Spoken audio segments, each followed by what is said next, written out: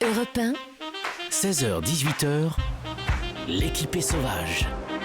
Mathieu Noël.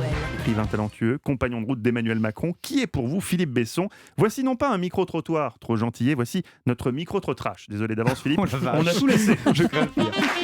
Philippe Besson. Oui, il y a beaucoup de Besson, c'est pas un ministre. Philippe Besson, c'est pas un ministre. C'est un aventurier. Enfin, je sais pas s'il y a un type qui écrit.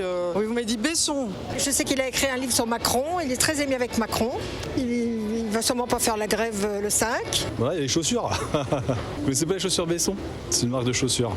Oui, j'ai un copain qui s'appelle Besson d'ailleurs. Il a une bonne plume, il est très aimé, et puis il a écrit des pièces de théâtre, Il n'est pas journaliste aussi? C'est Éric Besson, je crois, qui avait été ministre et tout ça là. C'est pas mon préféré. C'est un écrivain, non? Je l'ai vu à la grande librairie. C'est peut-être pas Philippe alors. Oui, je pensais à Luc, voilà. Désolé. Et oui, aventurier, ministre de Sarkozy, réalisateur de Nikita, nous recevons tous les Bessons cet après-midi sur Europe 1. J'aurais pu être championne olympique aussi. C'est vrai, Colette Besson, Absolument. vous auriez pu être tout à la fois. On entendait encore quelqu'un qui vous rapprochait d'Emmanuel Macron. C'est vrai que ce livre a été très marquant. Un truc rigolo, en préparant cette émission, j'ai lu au bout de seulement 5 mois de présidence d'Emmanuel Macron, soit bien avant le début des Gilets jaunes, vous déclariez, je cite, « Maintenant, il faut que Macron soigne sa gauche ». Oui. LOL. Il serait temps qu'il la soigne un peu, d'après vous. Oui, vous lui en parlez? Oui, régulièrement. C'est que il a été élu sur une espèce de promesse de gauche et de droite, et c'est vrai qu'il a mené, au moins dans les premiers mois et les premières années de son mandat, une politique libérale qui est plutôt d'essence de droite. Donc moi, qui suis de gauche, je ne suis pas retrouvé, au moins au départ.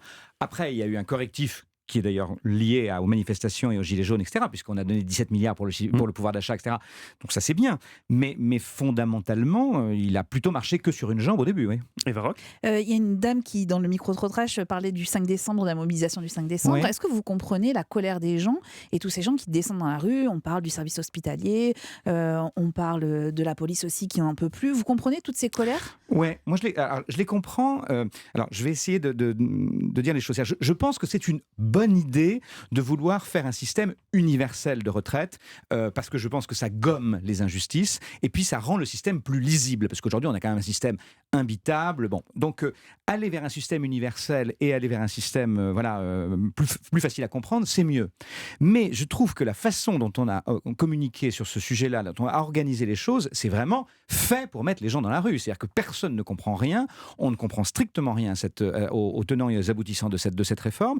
Les gens ont peur de perdre. Et puis, par ailleurs, expliquer que les manifestations qui vont avoir lieu seraient des manifestations corporatistes, quand vous avez les étudiants, les médecins, les infirmières, les avocats, les gilets jaunes, les gens de la RATP, les gens de la SNCF. Non, on voit que c'est un mouvement massif. Donc, ça veut dire qu'il faut entendre ça. Très clairement. Donc, il y a des inquiétudes profondes qui se manifestent. Il faut y répondre de manière intelligente et pas comme on le fait aujourd'hui, de manière un peu bourrine. Si, ouais, une question qu'on se pose quand même sur Emmanuel Macron, qui fascine par sa personnalité, par son parcours incroyable, c'est quelle est la part de conviction politique chez lui? Est-ce qu'il a des convictions politiques ou c'est plutôt un pragmatique qui fait tout pour être réélu quelque part? Ou est-ce que c'est quelqu'un, quand vous parlez avec lui, vous sentez qu'il a vraiment des convictions sur certains sujets qui sont fortes? Ah non, je pense qu'il a vraiment des convictions. Je pense qu'il a une vision extrêmement claire de ce qu'il veut faire, qu'il a détaillé dans son programme présidentiel et auquel il se tient. C'est-à-dire qu'on peut lui reprocher beaucoup de choses, Emmanuel Macron, mais au fond, il fait plutôt pour l'instant ce qu'il avait dit qu'il ferait. Parce que la réforme des retraites dont on parle, elle est dans le programme.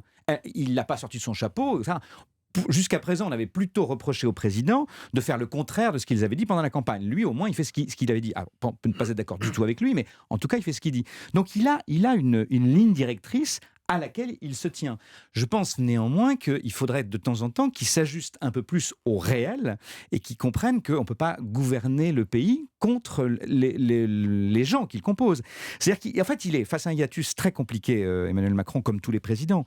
C'est qu'au fond, la France ne va pas si mal que ça. On a un pays qui a de la croissance, le chômage reflue mais certains petit dans à ce pays petit. ne vont pas très bien. Et c'est ce que j'allais dire.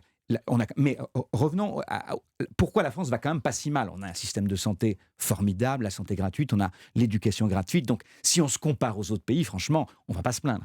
Mais si la France va pas si mal, les Français vont pas bien. Et donc, il faut gérer cette contradiction, ce hiatus. Et c'est là que, pour l'instant, les choses se passent pas bien. Mais quand vous lui dites ça, il vous répond quoi? Il vous dit Philippe, t'es gentil, écris des livres? Oui, c'est ça. Grosso modo, c'est un peu ce qu'il me dit. Oui, c'est un peu ce qu'il me dit. Pourtant, vous avez un avis éclairé sur la situation. situation. Oui, mais enfin, moi, je lui donne pas de conseils. D'abord, c'est pas mon rôle. Je lui donne mon avis et puis après, il en fait ce qu'il veut. C'est lui qui a été élu, pas moi. Certes. Il faut toujours vous répondre ça. Moi, c'est ce que je vous dirais. Philippe, c'est moi qui ai été élu. C'est ça.